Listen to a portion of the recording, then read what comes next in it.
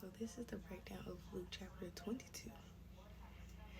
Probably going to be more than one part, but let's go ahead and get into it. So the chapter context, it says, Luke 23 continues Jesus' trial before Pilate and Herod Antipas. He is then led to the cross where he forgives his murderers and saves a thief before he dies. In Luke 24, Jesus rises from the dead. Come on now.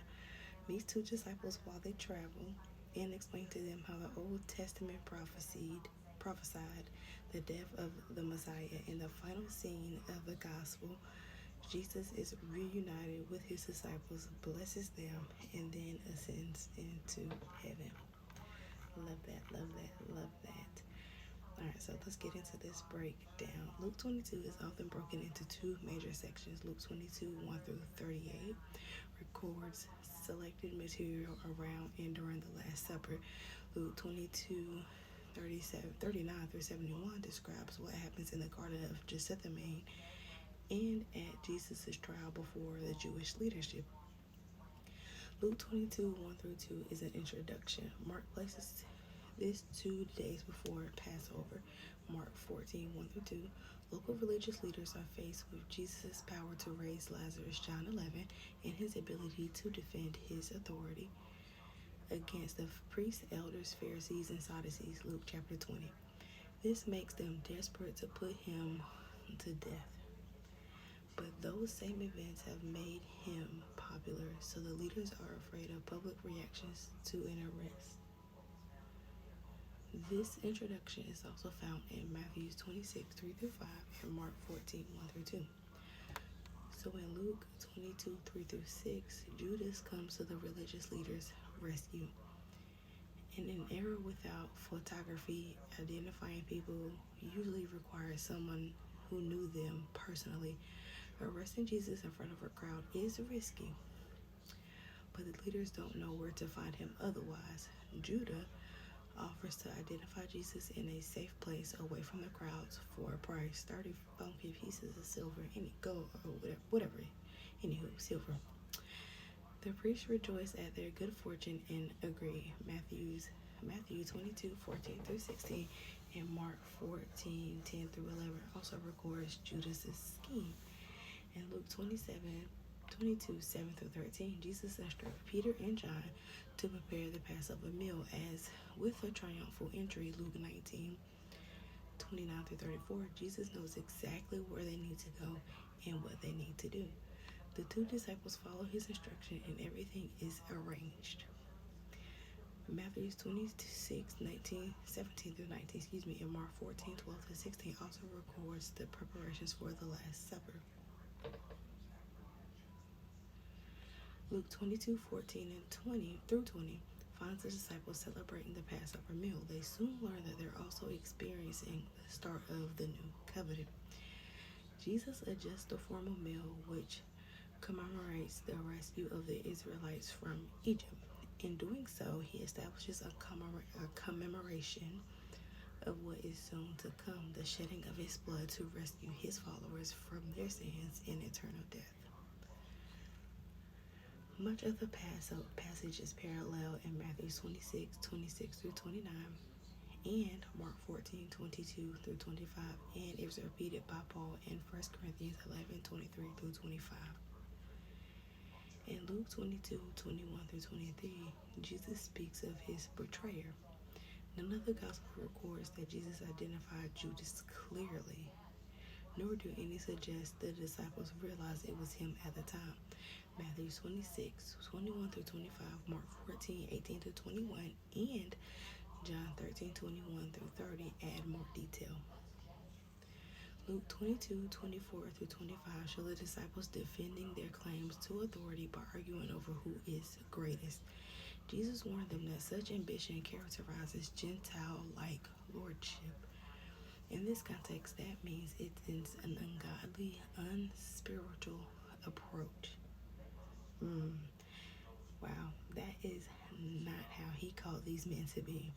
Only Luke records this argument here, but this isn't the first time they've had this debate. Mark 9, 33 through 34, Luke 9, 46 to 48.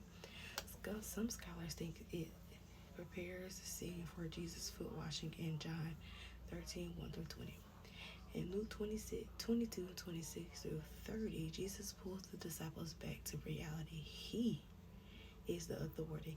They cannot clutch for power like worldly leaders.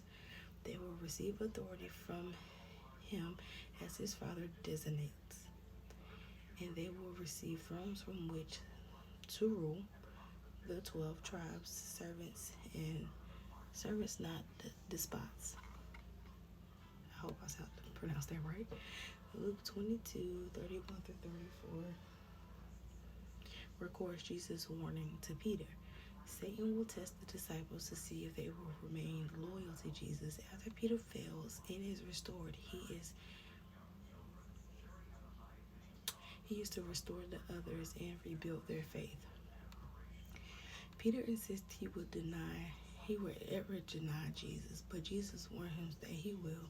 Jesus' prediction of Peter's denial is also in Matthew 26:31 through 35, Mark 14:27 through 31, and then John 13:37 through 38.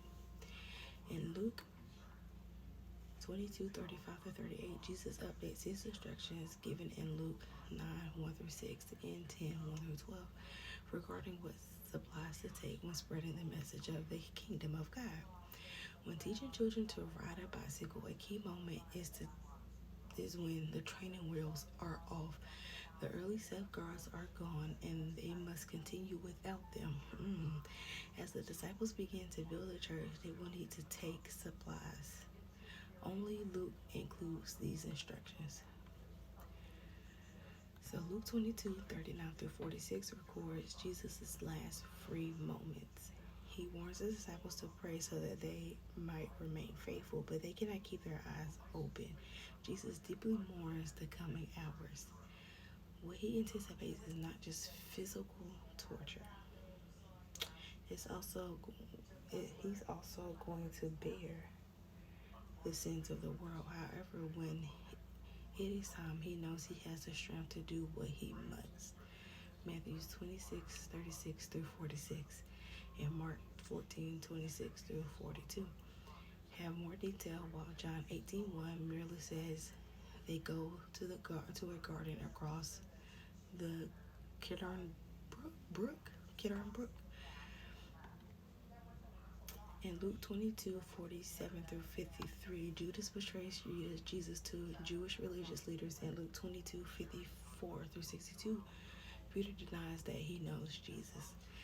Through it all, Jesus is present. He heals the servant whom Peter wounds and looks at Peter at his moment of failure.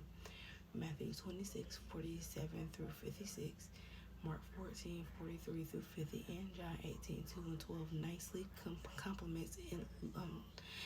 complements Luke's account, each giving different details. Luke 22:54 through 62 records Peter's denial in all one block. Matthew 26:58, 69 through 75, Mark 14:54, and then 66 through 72, and John 18:15 through 18, and 25 through 27 weave Peter's actions around the Shinheritan attempts to find witnesses who claim Jesus has broken the Mosaic law. Through the four Gospels, various details combine to explain the trial for which Jesus experienced. So, first Jewish trial in a legal meeting at the home of chief priest Annas, John 18:13 through 24. This trial seems to include a betrayal by Peter that is not included in the predicted three. Second Jewish trial, an illegal meeting at the home of the high priest Caiaphas, including Peter's three denials, and that's Matthew 26:57 through 75, Mark 14:53 through 72, Luke 22:54 through 65, and then John 18:24 through 27. Come back for part 2.